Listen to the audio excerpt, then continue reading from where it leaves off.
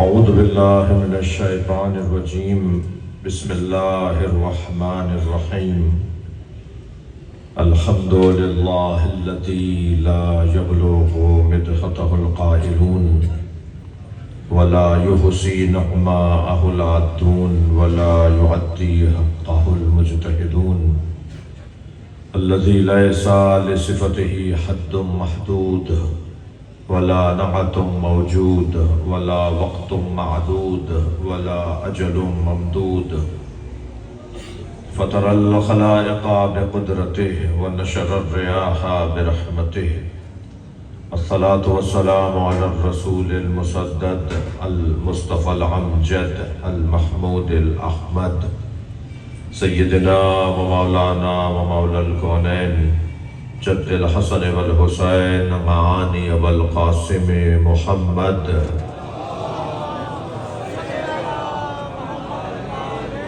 وآلہ الطیبین الطاہرین المعصومین الذین قال اللہ انما یرید اللہ لیذہب عنکم الرجس اہل البیت ویطہرکم تطہیرا ولعنت اللہ علی اعدائہم اجمعین من یوم عداوتہم الى قیام یوم الدین اما بعد قال الحکیم فی قرآن الکریم بسم اللہ الرحمن الرحیم وجعلناہم ائمۃ یہدون بامرنا واوحینا الیہم فعل الخیرات واقام الصلاۃ وایتاء الزکاۃ وکانوا لنا عابدین صلوات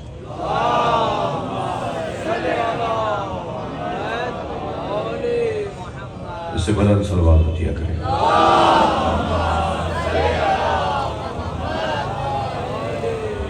آپ اس سے بھی بلند پڑھ سکتے ہیں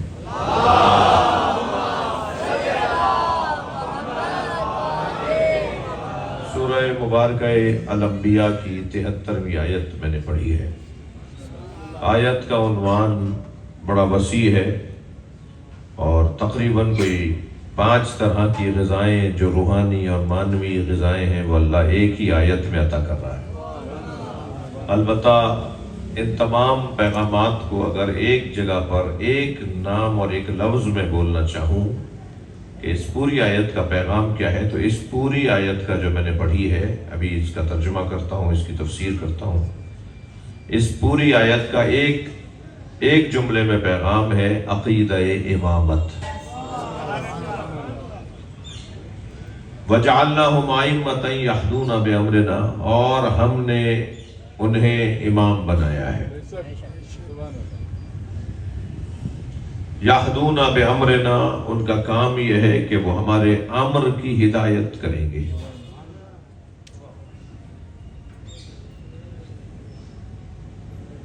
وَأَوْحَيْنَا إِلَيْهِمْ فِعْلَ الْخَيْرَاتِ، اور ہم نے ان پر نیک کاموں کی وحی کی ہے۔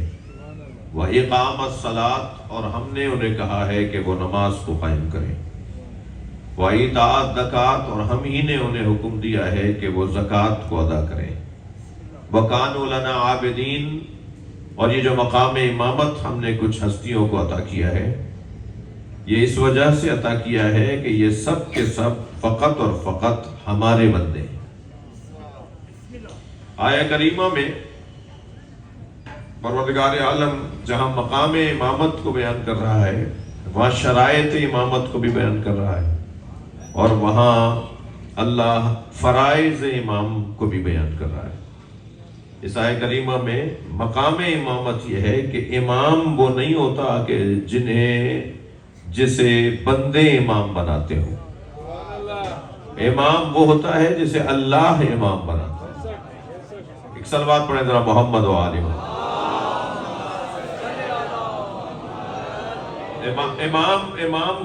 امام کو اللہ امام بنائے گا نا، تو سب سے پہلا اور روشن پیغام تو یہ ہے، اور ایک ہی پیغام ہے کہ اللہ جسے امام بنائے گا وہ امام ہوگا۔ اب امام جسے بنایا اس کا کام کیا ہے، اس کے فرائض کیا ہیں، اس کی ذمہ داری کیا ہے؟ یہدون بامرنا، وہ ہمارے امر کی ہدایت کرتے ہیں، یہ ترجمہ بھی ٹھیک ہے۔ وہ ہمارے امر سے ہدایت کرتے ہیں، یہ ترجمہ بھی ٹھیک ہے۔ وہ ہمارے امر کی ہدایت کرتے ہیں، اس کا مطلب یہ ہے کہ جو ہم انہیں کہتے ہیں وہی آگے پہنچاتے ہیں، وہی اور کسے کہتے ہیں؟ اللہ قرآن کی صورت میں صرف اور صرف سرکار دو جہاں پر وہی نازل کرتا رہا، اور قیامت تک وہی نازل ہوگی جو غیر قرآنی وہی ہوگی۔ قرآن نہیں ہوگا وہ، مگر وہی ہوگی، اور وہ وہی ہر اس اللہ کے نمائندے پر ہوگی کہ جو اللہ کے امر کی ہدایت کرنے والا ہے۔ زمانہ بدلے گا، حالات بدلیں گے، ذمہ داریاں بدلیں گی، مسائل بدلیں گے، الجھنوں میں رہنمائی چاہیے ہوگی، تو رہنمائی اللہ کی طرف سے آئے گی، پہنچائیں گے ائمہ۔ یہدون بامرنا اوحینا الیہم فعل الخیرات، اور ہم نے ان پر نیک کاموں کی وحی کی ہے۔ لفظ اوحینا وحی کا لفظ ہے، وَأَوْحَيْنَا إِلَيْهِمْ فِعْلَ الْخَيْرَاتِ وَإِقَامَ الصَّلَاةِ، اور ہم نے ان پر وحی کی ہے کہ یہ نماز کو قائم کریں، اطاعت زکوٰۃ کو ادا کریں۔ اور یہ جو نماز قائم کرنے والے، زکوٰۃ ادا کرنے والے ہیں، یہ وہ جو امام جنہیں ہم نے امام بنایا ہے، ہم کسی کو کوئی مقام نہیں دیتے مگر اس کے پیچھے کوئی علت ہوتی ہے۔ ہوتا ہے ہمارے ہاں کوئی بڑا کہتا ہے میں نے کیا ہے، بس ختم بات۔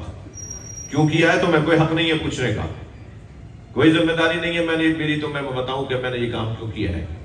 ہمارے یہاں بڑے بڑے لوگ اس لہجے کو اپناتے ہیں، مگر انہیں پیغام ہو کہ تم کتنے ہی بڑے ہو جاؤ پھر بھی ہو اللہ کے فقیر۔ جب اللہ ایک صلوات پڑھے ذرا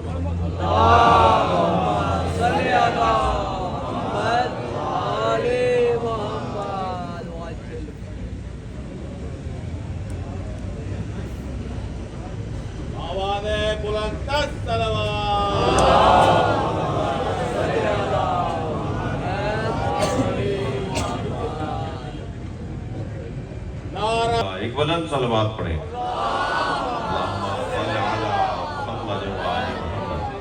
توجہ کر لی آپ نے؟ میں اپنے مضمون کا آغاز کر رہا ہوں، اور اللہ سے دعا ہے کہ مجھے یہ توفیق عطا فرمائے کہ میں امامت کے جو عقیدہ ہے اسے آج کی اس مجلس میں کسی حد تک بیان کر سکوں۔ اچھا، یہ تو میرے بچوں جوانوں کو پتا ہے کہ ہمارا امتیاز جو ہے نا، ہمارا امتیاز، ہمارا کمال، ہمارا حسن، ہمارا جمال عقیدہ امامت۔ ہم بے وارث نہیں ہیں، ہمارا کوئی مالک اور وارث ہے، ہمارا کوئی ہادی اور رہنما ہے۔ ہم کسی زمانے میں بھی بے سر و پیر زندگی نہیں گزارتے، ہم ہر دور میں اپنے رہنماؤں کے ساتھ جیتے ہیں، اور ہر دور میں اپنے رہنماؤں کے ساتھ جینے کے عقیدے کو عقیدہ امامت کہا جاتا ہے۔ اللہ نے جنہیں امام بنایا ہے، توجہ، اللہ نے جنہیں ہمارا امام بنایا ہے انہیں اپنا خلیفہ بنایا ہے۔ لفظوں کو اور روشن کر کہتا ہوں، ہمارے ہاں امام اور خلیفہ دو نہیں ہوتے، جو امام ہے وہی خلیفہ ہے، جو خلیفہ ہے وہی امام ہے۔ ہمارے درمیان اگر کوئی یہ کہتا ہوا نظر آئے نا کہ مولا علی امام پہلے ہیں مگر خلیفہ چوتھے ہیں، تو اسے سمجھا دیں کہ جو امام ہوتا ہے وہی خلیفہ ہوتا ہے، اور جو خلیفہ ہوتا ہے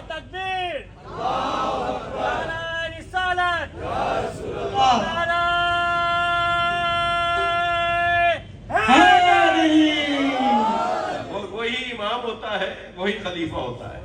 ہمارے یہاں دو نہیں ہے، دو وجود نہیں ہے، ہاں یہ ایک ہی وجود کے دو نام ہیں۔ اگر میں ان بچوں جوانوں کے لیے ایک روشن جملہ کہوں کہ جو ہمارا امام ہے وہ اللہ کا خلیفہ ہے، اس لیے کہ اللہ کا تو وہ امام نہیں ہے، ہمارا تو وہ خلیفہ نہیں ہے۔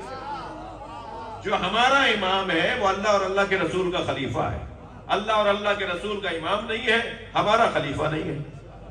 تو جسے امت کو امام ماننا ہے وہ وہی ہے کہ جسے اللہ اور اللہ کے رسول کو خلیفہ بناتے ہیں، اللہ اور اللہ کا رسول خلیفہ بناتا ہے۔ لہذا جو پہلے امام ہے وہی پہلے خلیفہ ہے۔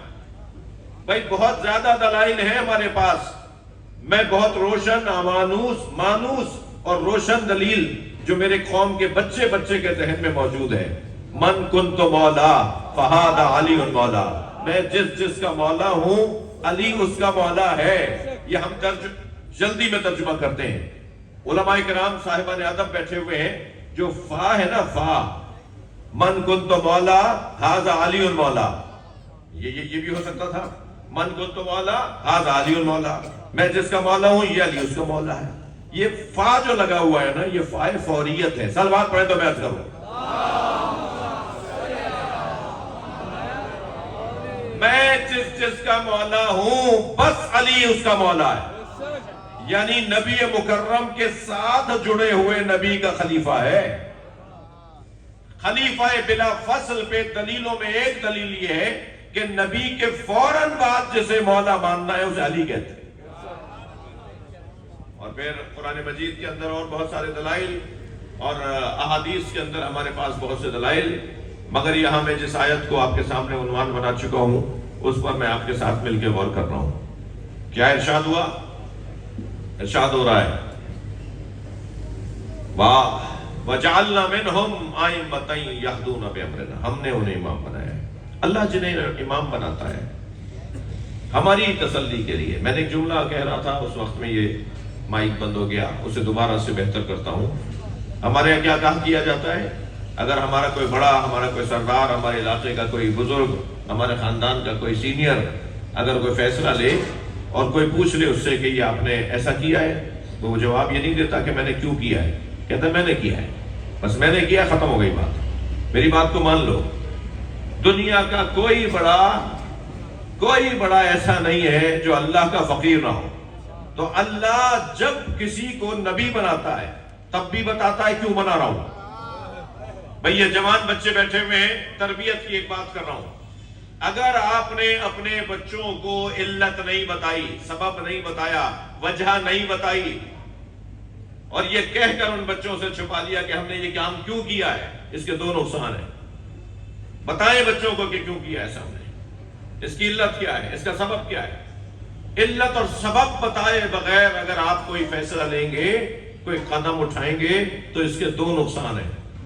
एक नुकसान तो यह है कि यह बच्चा भी आपकी तरह ही बनेगा।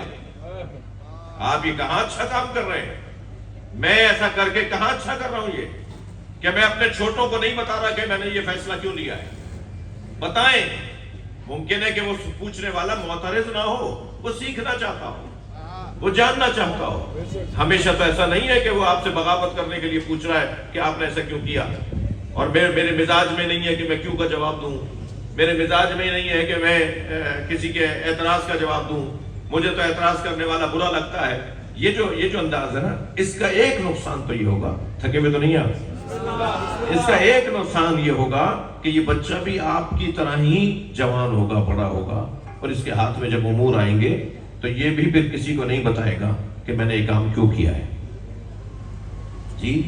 और इसका दूसरा नुकसान अजीजान गिरामी ये होगा कि माशरे में जो इस्तदलाल, दलील और फहम फरासत का माहौल और मिजाज बन सकता था माशरे में, हाथो बुरहानकुम, दलील से बात करो, दलील से बात करो। ये जो अल्लाह मिजाज बनाना चाहता है ना, ये मिजाज जब माशरे से खत्म हो जाएगा, तवज्जो है, तो फिर माशरा इन्हितात का शिकार होगा, जवाल का शिकार होगा, माशरा परेशानियों का शिकार हो जाएगा।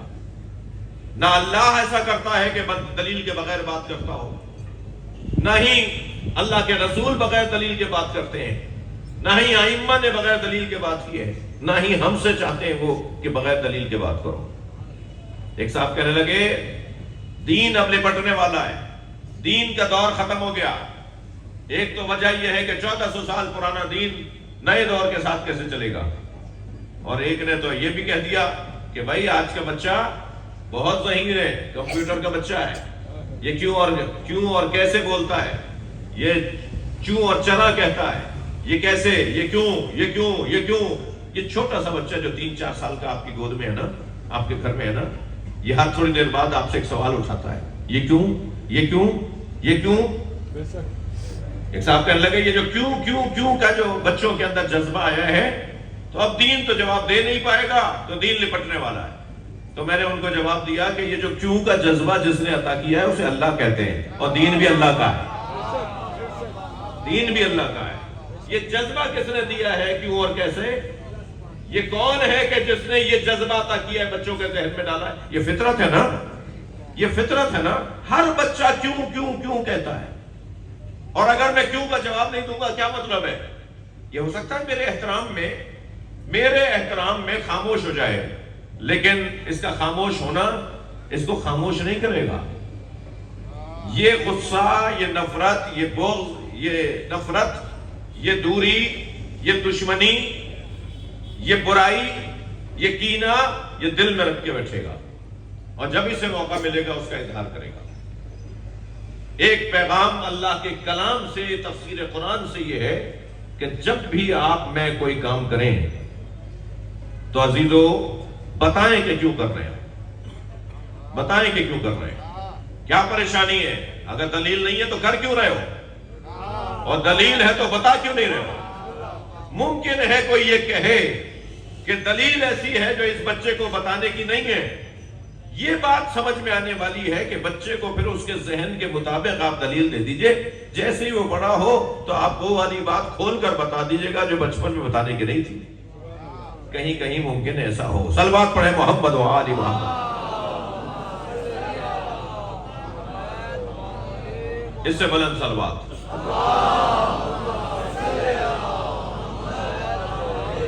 اب وہ جو اللہ امام بناتے ہوئے، امام کیوں بنا رہا ہے؟ آپ سوال کر سکتے ہیں، کوئی بھی سوال کر سکتا ہے کہ اللہ امام کیوں بناتا ہے؟ بھئی اللہ کیوں امام بنا رہا ہے؟ اس نے مختلف آیات میں دلیلیں دی ہیں۔ اس آیت میں جو میں نے آپ کے سامنے تلاوت کی ہے، اس آیت میں اللہ دلیل دے رہا ہے کانوا لنا عابدین، ہم نے امام ہی اس لیے بنایا یہ ہمارے بندے ہیں۔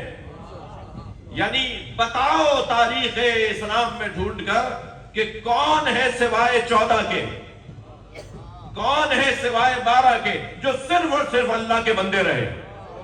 میں نہیں بولنا چاہتا کوئی 40 سال تک بت پرستی کرتا رہا، کوئی 50 سال تک بت پرستی کرتا رہا، انہیں کیسے امام مان لیا جائے جو کبھی کسی اور کے بندے تھے اور کبھی کسی اور کے۔ صلوات پڑھ لیں محمد و آل محمد۔ جن کے گھروں میں بت نہیں تھے وہ ان کے برابر کیسے ہیں جن کے گھر میں بت تھے؟ دعوے کے ساتھ کہہ رہا ہوں، دعویٰ کرنے کا مزاج نہیں ہے۔ قریش کے 24 قبیلوں میں ہر قبیلے کا بت تھا، جس قبیلے کا بت نہیں تھا اس قبیلے کو بنی ہاشم کہتے ہیں۔ قبیلے بنی ہاشم کے ہاں کوئی بت نہیں تھا، انہوں نے کبھی کسی بت کی پیروی پوجا نہیں کی، پاٹ نہیں کیا، جھکے نہیں، خم و راست نہیں ہوئے، بت پرست نہیں تھے،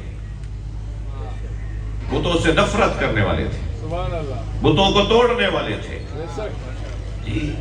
وہ صرف مٹی کے اور پتھر کے بتوں کو توڑنے والے ہی نہیں تھے، یہ جو آستینوں میں بت ہیں انہیں بھی نکالنے والے۔ وہ جو انسان کے وجود کو بت بنا دیا جاتا ہے ان بتوں کو بھی انہوں نے توڑا ہے۔ بت کا دوسرا نام ہے عادت، توجہ، بت کا دوسرا نام ہے عادت، جس کے آگے انسان جھک جائے اسے عادت کہتے ہیں، اور عادت سے بڑا بت نہیں ہے۔ کتنے لوگ ہیں جو بت پرست اب ہیں جو عادت ہی نہیں چھوڑ سکتے؟ جملے کو دوبارہ کہہ رہا ہوں، بت کا دوسرا نام ہے عادت کہ جس کے آگے انسان کو جھکنا پڑتا ہے، مجبور کر دیتی عادت، پھر لا کے کھڑے کر دیتی عادت اس جگہ پر جس جگہ پہ کھڑا نہیں ہونا چاہیے، پھر وہی پلوا دیتی ہے، پھر وہی کھلوا دیتی ہے عادت، پھر وہی لے جا کے کھڑا کر دیتی ہے عادت، پھر وہی برا کام کرنے کے لیے تیار کرتی ہے عادت۔ یہ عادت، یہ جو عادت کا لفظ ہے نا، یہ عربی زبان کا لفظ ہے عادت۔ اس خاندان کا ایک اور لفظ ہے، اسی قبیلے کا ایک اور لفظ ہے معتاد۔ عربی میں معتاد نشئی کو کہتے ہیں، ناراض تو نہیں ہو رہا کوئی؟ عربی میں معتاد کہتے ہیں۔ ایران، عراق، لبنان، بحرین، ان علاقوں کے اندر اگر آپ کو لفظ سننے کو ملے نا کہ فلاں معتاد ہے جی، تو اس کا مطلب ہے کہ یہ کسی چیز کی اتنی عادت کر چکا ہے کہ اس کے بغیر اس کا گزارا نہیں۔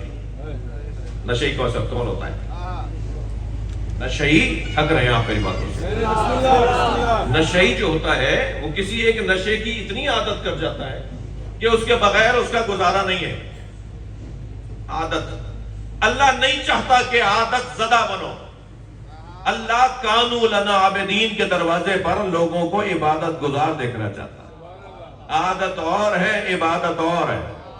اللہ حتیٰ عبادتوں کو بھی عادت نہیں دیکھنا چاہتا. توجہ کچھ کہہ رہا ہوں. حتیٰ نمازوں کو بھی وہ عادت نہیں دیکھنا چاہتا. حتیٰ روزے کو بھی وہ عادت نہیں دیکھنا چاہتا. اسے عبادت رہنے دو، اسے عادت نہ بناؤ. عبادت کو عبادت رکھا جائے، عبادت کو عادت نہ بنایا جائے.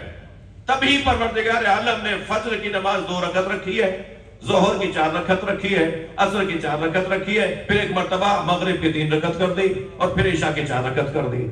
2 رکعت نماز جو فجر کی ہے وہ اونچی آواز میں پڑھو، جو ظہر عصر کی ہے وہ دھیمی آواز میں پڑھو، جو مغرب عشاء کی ہے وہ پہلی 2 رکعت دھیمی آواز میں پڑھو. 2 سگے بھائی ہیں، ایک لاہور میں رہتا ہے، ایک حیدرآباد میں. دونوں برابر کھڑے ہو کے نماز پڑھ رہے ہیں. ایک ظہر کی نماز 4 رکعت پڑھے گا، ایک بھائی 2 رکعت پڑھے گا. ارے ایک ماں باپ کی اولاد ایک جیسی نماز کیوں نہیں پڑھ رہے؟ اللہ یہ بتانا چاہتا ہے اسے عبادت رہنے دو، عادت نہ بناؤ. صلوات پڑھ لیں محمد و آلہ.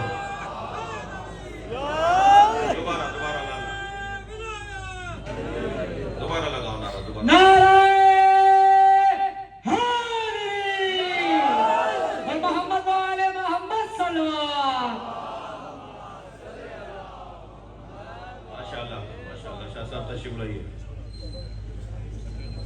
میرے بھائی اور محمد و آل محمد صلوات.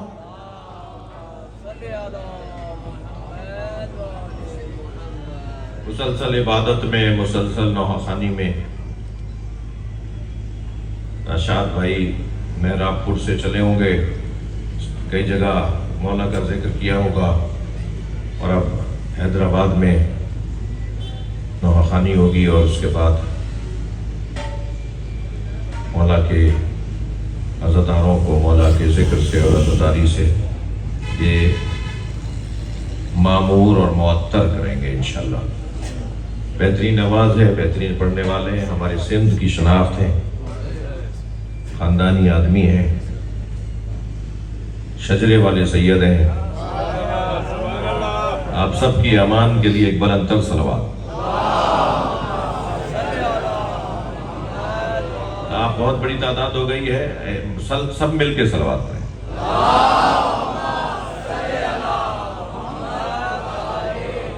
جی اس علاقے کے رزق میں اضافہ کروائیے بلند صلوات سے.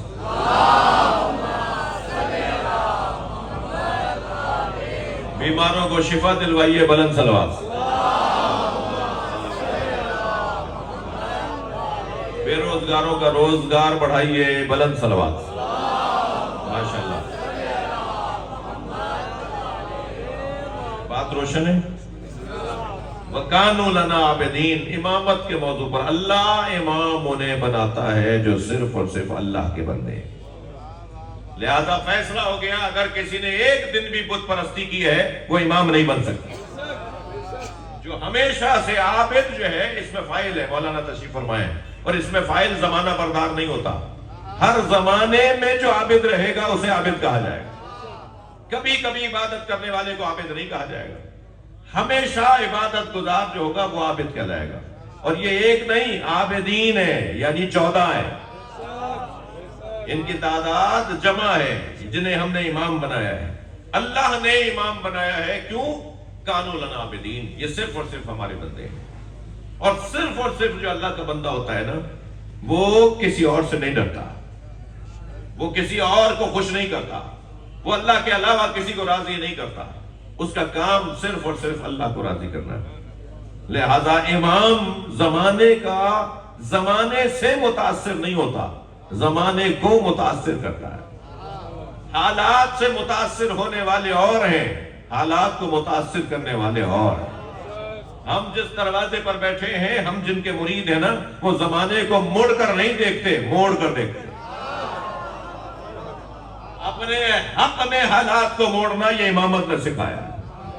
امام سجاد کی بارگاہ میں ایک لمحے کے لیے رہنا چاہتا ہوں.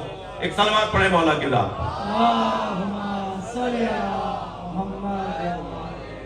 میرے مولا کے زمانے میں کانوا لنا عابدین، امام سجاد کا نام زین العابدین، میرے مولا کا لقب. امام کے زمانے میں حدیث بیان کرنے پر پابندی تھی.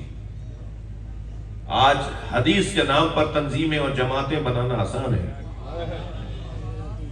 پتہ ہے میرے دوستوں کو تو معلوم ہے، میں آپ کے ذریعے سے کسی کو بتا رہا ہوں. 80 سال تک حدیث نبی کو بیان کرنا جرم تھا. 80 سال میں ایک بندہ پیدا ہو کے بوڑھا ہو کے مر جاتا ہے. پوری نسل کو تم نے حدیث سے دور کر دیا. پوری ایک کھیپ ہے، پوری ایک نسل ہے جو حدیث کو نہ سن سکتی ہے کیونکہ کوئی بیان کرنے والا نہیں ہے. بیان کریں گے تو سزا کے طور پہ کوڑے مارے جائیں گے.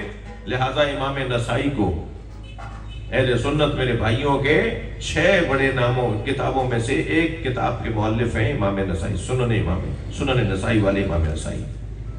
انہوں نے مولا علی کی شان میں حدیث سنائی تھی. انہیں اتنے کوڑے مارے کہ زخمی کیا اور آخر وہ زخموں کی تاب نہ لا کے شہید ہو گئے. وہ شہید ولایت علی ہیں. صلوات پڑھیں ذرا محمد و آلہ. جی ان کے ساتھ ایسا ہو کیا گیا. حدیث بیان کرنے پر پابندی. کوئی حدیث بولے گا تو اسے مارا جائے گا، اسے سزا دی جائے گی. توجہ میرے ساتھ ہے. اب جو میرے قریب بیٹھے نا تو انہیں تو کچھ نیاز نظر کی خوشبو بھی آ رہی ہے اور مسلسل دیکھ کھڑکھڑانے کی آواز بھی آ رہی ہے. بعض اوقات برتن اس لیے بجائے جاتے ہیں تاکہ احتجاج کیا جائے کہ مجلس ختم کرو بھائی. اب مجھے بتائیے میں اسے کو کیا سمجھوں؟ تو پھر انہیں کہیے ذرا بس دیکھ بجانا بند کریں. ایک صلوات پڑھیں ذرا نبی کی ذات میں.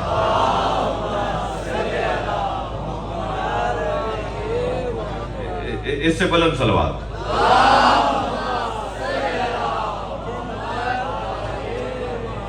وہ محاورہ بھی ہے نا، اذا جاء الطعام بطل الکلام.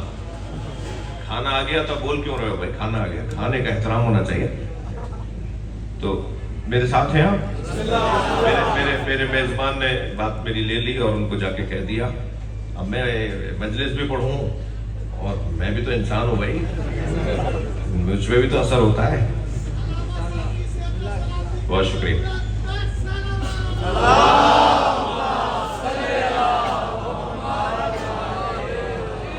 جی بہت روشن بات ہے. پر اب وہ ہو یہ رہا تھا کہ حدیث پر پابندی، حدیث بیان کرنا جرم. 80 سال کا دورانیہ حدیث کو روکنے کا مطلب، توجہ چاہوں گا، ایک ثقافت کو روکنا ہے، ایک تہذیب کو روکنا ہے، علم کے ذخیرے کو روکنا ہے، پیغمبر کی تعلیم کو روکنا ہے، اللہ کے پیغام کو روکنا ہے. اس لیے کہ ہمارا عقیدہ قرآن کی روشنی میں یہ ہے وَمَا يَنْتِقُ عَنِ الْهَوَىٰ إِنْ هُوَ إِلَّا وَحْيٌ يُوحَىٰ. نبی بولتے ہی نہیں ہیں، بولتے ہیں تو وحی اور اللہ کے حکم کے مطابق بولتے ہیں. اب سرکار کی ساری حدیثوں کو اگر بیان کرنے سے روک دیا جائے گا تو گویا اللہ کے پیغام کو روک دیا. 80 سال تک حدیث بیان کرنے جرم. اب یہ حالات زمانہ ہمارے ائمہ کا ہے. امام وہ ہوتا ہی نہیں ہے جو حالات سے اثر لے. امام وہ ہوتا ہے جو حالات کے بدلنے سے اپنا رستہ بنانا جانتا. لہذا امام نے 80 غلام خریدے، 100 کنیزیں خریدی. اتنے بڑے گھر کے اندر حضرت نے 180 لوگوں کو ٹھہرایا اور انہیں حدیث پڑھا کر محدث بنایا اور پھر بہانے پر آزاد کر کے مبلغ بنایا.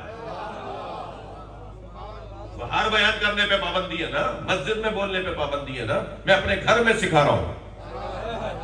امام سجاد نے غلاموں اور کنیزوں کو اپنی خدمت کے لیے نہیں خریدا. اپنا بستر خود پھیلاتے تھے، اپنا برتن خود اٹھاتے تھے. میرے مولا کسی سے خدمت نہیں لیتے تھے. تو پھر غلاموں اور کنیزوں کو اپنی خدمت کے لیے نہیں، اسلام کی خدمت کے لیے. اور پھر جب انہیں محدث بنا دیا، جب انہیں نبی کی حدیثیں سکھا دی تو پھر امام نے انہیں آزاد کر دیا. ایک کنیز کے ہاتھ سے ایک غذا مولا پر گر گئی، کانپنے لگی، کھرکھرانے لگی، اس کے چہرے کا رنگ بدل گیا، پھیکا چہرہ پڑ گیا. حضرت نے فرمایا میں نے تمہیں کچھ سکھایا ہے، ایسے موقع پر کون سی آیت پڑھو گی؟ جیسے پریکٹس کروا رہے ہو نا، پریکٹیکل کروا رہے ہو. صلوات پڑھیں ذرا محمد وآل. جیسے پریکٹیکل ہو رہا ہو. میں نے تمہیں سکھایا تھا، اب ذرا بتاؤ ایسے موقع پہ کیا ہوتا ہے. تو اس کنیز نے جو مولا نے اسے سکھایا تھا اس نے آیت پڑھنا شروع کر دی والذین ينفقون فی السراء والضراء والکاظمین الغیظ والعافین عن الناس واللہ یحب المحسنین. مجھے مولا نے فرمایا آفرین، اسی بات پہ تجھے آزاد کر دیا. جی نبی مکرم کی حدیثیں، قرآن کی آیات ان غلاموں اور کنیزوں کو میرے مولا سکھاتے تھے اور اس کے بعد میرے مولا انہیں آزاد کرتے تھے. حالات سے اثر نہیں لیا، حالات کو اپنے حق میں بدلنے کا ہنر تلاش کیا، رستہ تلاش کیا. یہی پیغام ہے ائمہ کی زندگی. محمد بلندتر صلوات. یہی پیغام ہے اہل بیت عصمت و طہارت کا ہمارے لیے کہ حالات سے متاثر ہو کے کام نہ چھوڑنا. کام جاری رہے گا، مجلس ہوگی، عزاداری ہوگی، علم لگے گا، مشی ہوگی. تھوڑا سا بولو بھائی، مشی ہوگی. بولیے مشی ہوگی. بولیے لبیک یا حسین.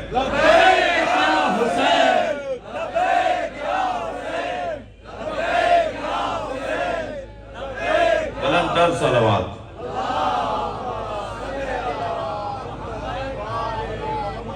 مجھے تعجب ہو رہا ہے، افسوس ہو رہا ہے کہ پنجاب کے مختلف اضلاع میں کچھ لوگوں سے بیانات ریکارڈ کروا کر انہیں وائرل کروایا جا رہا ہے. اور وہ جو لوگ پیغامات وائرل کر رہے ہیں وہ اس شہر کے اندر شیعوں میں پہچانے ہوئے لوگ ہوتے ہیں اور وہ پیغامات کو وائرل کر رہے ہیں کہ ہم نے انتظامیہ کی بات سمجھ لی ہے، ملک میں مصلحت نہیں ہے مشی کرنا، ملک میں تو تم جیسوں کا رہنا بھی مصلحت نہیں ہے. تعجب ہے، افسوس ہے. اپنے نظریے سے کیسے ہاتھ اٹھا سکتے ہیں، اپنے کام سے کیسے ہاتھ اٹھا سکتے ہیں. براتوں پر پابندی نہیں ہے، سیاسی جلسوں پہ پابندی نہیں ہے. روڈ کے کنارے پر مولا عباس کا علم اٹھا کر 25-50 لوگ گزر رہے ہیں، تمہیں برا لگ رہا ہے؟ ہم نے تو 75 سالوں میں پاکستان کے حالات اچھے نہیں دیکھے. جو تم کہہ رہے ہو کہ حالات اچھے نہیں ہیں، اور ہمارے لیے تو کبھی بھی اچھے نہیں رہے. اور ہم حالات کے مطابق مجلس کب کرتے ہیں؟ ہم تو مجلس کرتے ہیں تاکہ حالات اچھے ہوں. ہم دروازہ بجانا نہیں چھوڑیں گے. یہ ماحول ہی کچھ اور ہے، یہ یہاں کا انداز ہی کچھ اور ہے. 1 انچ بھی اپنے حق سے پیچھے نہیں ہٹیں گے. الحمدللہ سندھ میں ایسا ماحول نہیں ہے.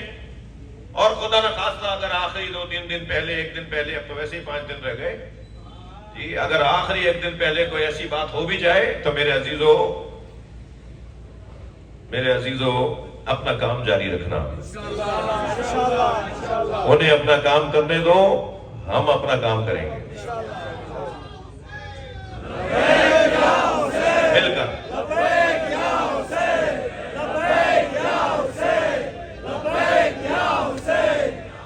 بلندتر صلوات پڑھ لیں نبی کی ذات پر. بس عزیزوں، میں نے اپنی بات کو کسی حد تک پہنچایا. یہ گھرانہ صرف اور صرف اللہ کو راضی کرنے والا گھرانہ ہے، اور انہوں نے ہمیں جینے کا ہنر بھی دیا ہے اور انہوں نے ہمیں دنیا سے جانے کا ہنر بھی دیا ہے. یہاں رہو گے کیسے؟ علی بتائیں گے. یہاں سے جاؤ گے کیسے؟ حسین بتائیں گے. میرے مولا نے اس دنیا سے جانے کا ہنر ایسا دیا کہ شاید رہنے والے زندہ نہ ہوں مگر جانے والا زندہ ہے. امام حسین سے زیادہ زندہ وجود کوئی نہیں ہے. ایام شہادت جناب سکینہ ہے. 13 سفر حسین کی عزادار کا زندان شام میں دم گھٹ گیا. اجرکم اللہ، اجرکم اللہ. آپ کی آوازیں آمادہ ہو رہے ہیں آپ رونے کے لیے. سلام ہو سینے پہ سونے والی بچی پر. اور جب کبھی بھی جناب سکینہ کا ذکر آئے نا تو اس بچی کی ماں کو ضرور سلام کیا کرے. جناب رباب کو سلام ہو. 2 ہی کمائیاں تو تھیں جناب رباب کے پاس. ایک علی اصغر، ایک سکینہ، ایک کو اجلا سا کرتا پہنا کر، بالوں میں کنگھی کر کر، آنکھوں میں سرما لگا کر، کمر میں پٹکا باندھ کر امام حسین کی گود میں دے دیا۔ اور امام حسین نے بھی حضرت علی اصغر کو اس طرح سے تیار کیا جیسے کوئی مجاہد جا رہا ہو۔ میر انیس کہتے ہیں بنا کر شکل مجاہد کی لے چلے شبیر۔ میر انیس کے دو مصرے ہیں، کہتے ہیں بنا کر شکل مجاہد کی لے چلے شبیر، الٹ دیا علی اصغر کی آستینوں کو۔ حضرت علی اصغر کو ایسے لے کے جا رہے ہیں جیسے میدان جہاد میں کوئی مجاہد جا رہا ہو۔ اور جب امام حسین کی گود میں جناب رباب نے یہ بچہ دیا نا تو پیشانی کا بوسہ دیتے ہوئے فرمایا، اے میرے لال، اگر جنت میں دادی نے پوچھا تمہاری ماں نے تمہارا منہ کیوں نہیں دھلایا تو کہہ دینا پلانے کو پانی نہیں تھا۔ وہ بچہ امام حسین کی گود میں تیرے سے شعبہ سے ذبح کر دیا گیا، اور امام حسین نے علی اصغر کے خون کو اپنے چہرے پہ مل لیا اور یہ کہہ کر چہرے پر اپنا ہاتھ پھیر لیا کہ اسی چہرے کے ساتھ نانا کے سامنے آؤں گا، محشر میں اپنے نانا کو یہی چہرہ دکھاؤں گا، نانا میرے چہرے پہ میرے بچے کا خون ہے۔ وہ بچہ جسے حضرت امام حسین نے ننھی سی قبر کے حوالے کیا، وہ بھی جناب رباب کا بچہ ہے۔ مجلس میں میری بہنیں بیٹیاں بھی آئی ہوئی ہیں، اللہ گھروں میں چھوٹے چھوٹے بچوں کی حفاظت فرمائے۔ یہ جو ماں ہوتی ہے نا، دودھ پلانے والی ماں، دودھ پیتے بچے کی ماں، اس کے احساسات ہی کچھ اور ہوتے ہیں۔ میں کچھ مدت پہلے ہندوستان گیا، میں ایک امام بارے سے باہر آ رہا تھا تو میں نے دیکھا ہندو عورتیں ظرفوں میں، برتنوں میں کچھ لے کے اندر لائن بنا کے جا رہی تھی۔ تو میں نے پوچھا یہ کیا ہو رہا ہے؟ کہنے لگے یہ جھولے پہ دودھ چڑھانے آئی ہیں، حضرت علی اصغر کے جھولے پر دودھ رکھ کر جائیں گی، ان کی منت پوری ہوئی ہوگی۔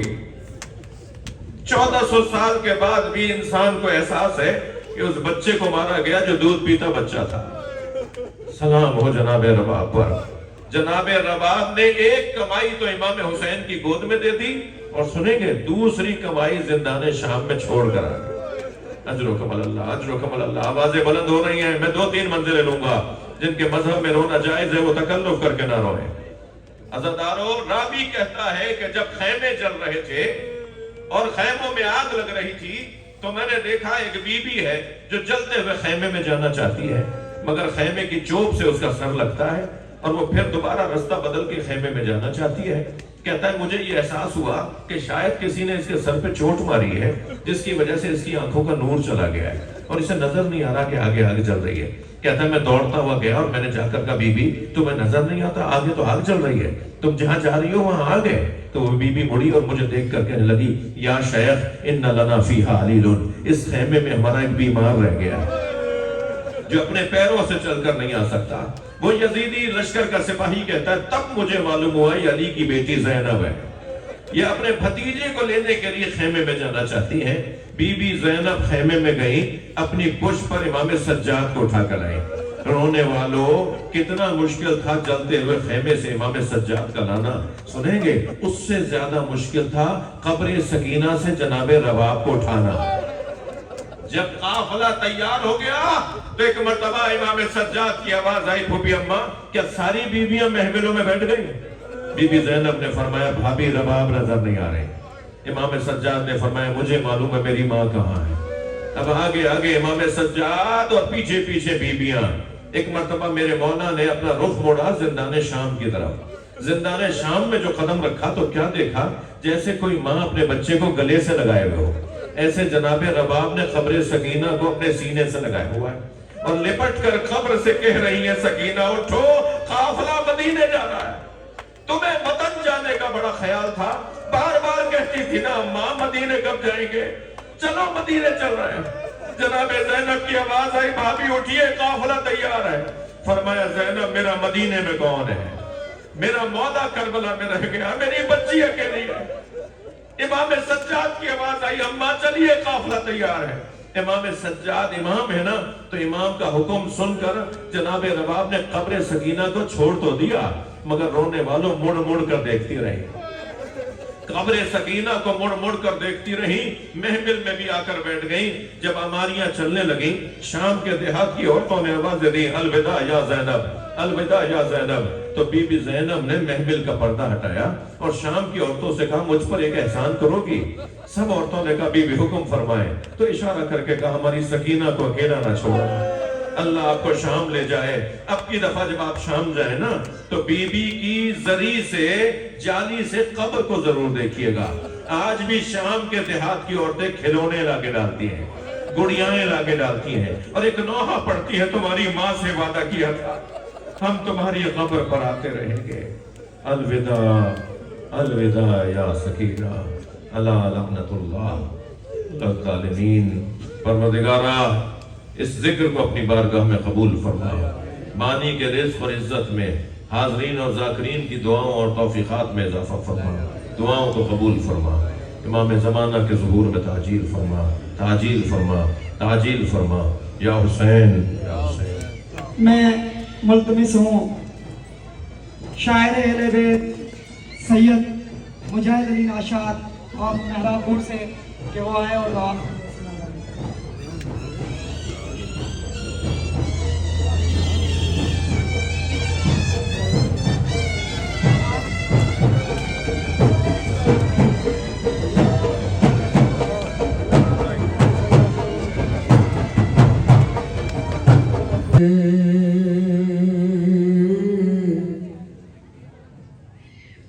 مر گئے سجاد دے ہم شیر، مر گئے مر گئے سجاد دے ہم شیر، مر گئے مر گئے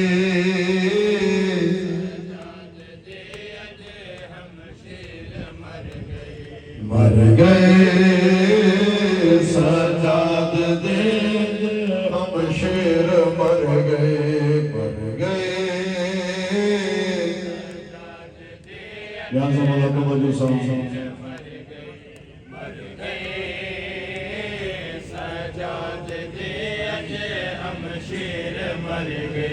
آزردان دے وچ اعلان تھیا، نتھیا اج زہرا دے تصویر، مر گئے مر گئے۔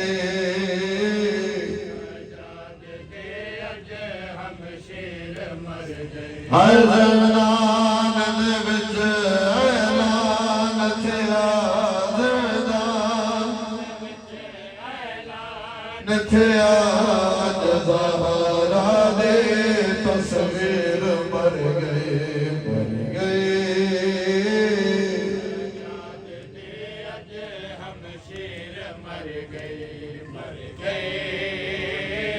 سجاد دے اج ہم شیر مر گئے۔ عابد لیا کھیارت رنیا کی بماتم زہرا جائے آنے،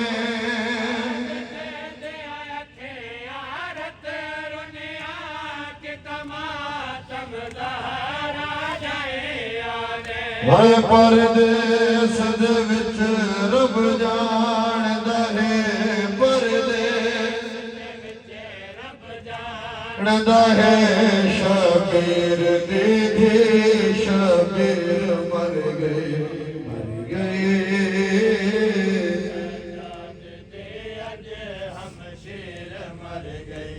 مر گئے سجاد دے اج ہم شیر، مر گئے۔ اگر دل پہ صرف نشان نہ ہے، گردن وچ رسیاں لے گیا، صرف نشان نہ ہے، گردن وچ رسیاں لگ گیا ہے۔ اے رونق شبیر دے سینے دی، رونق نے دے بن شام دی سین اسیر، مر گئے مر گئے۔ سجاد دے اج ہم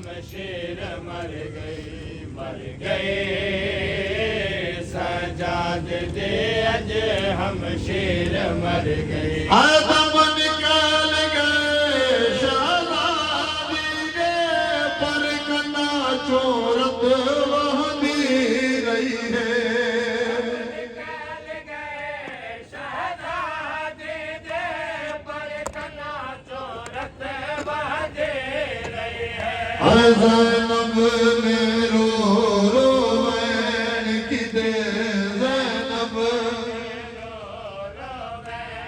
کی دے زخمی آئے تطہیر مر گئی مر گئی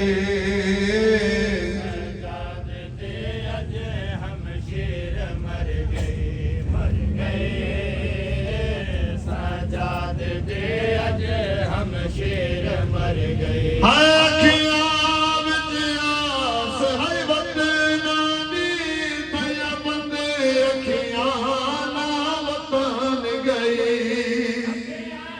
وچ آس ہے وطن دے تھیا بندے اکھیاں نا وطن گئے اے وطنا دا پوچھ پوچھ رب جانے وطنا پوچھ رب جان وچ شام دے دلگیر مر گئی مر گئی سجاد دے اج ہم شیر مر گئی مر گئے سجاد دے اج ہم شیر مر گئی مر گئے سجاد دے اج ہم شیر مر گئی آزمان دے ور لے وسن دوے بھین بھرارن وطن وسو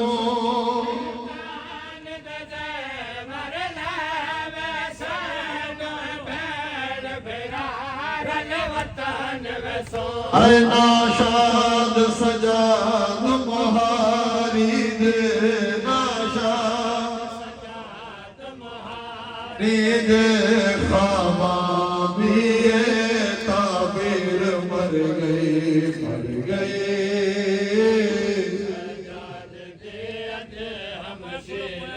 یا حسین یا حسین یا حسین یا حسین حسین یا حسین یا حسین یا حسین یا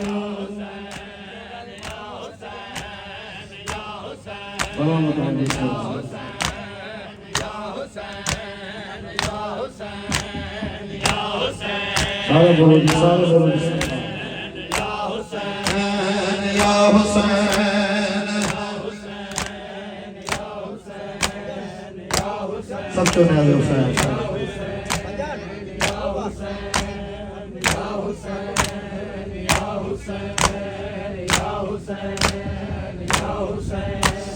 یا حسین یا حسین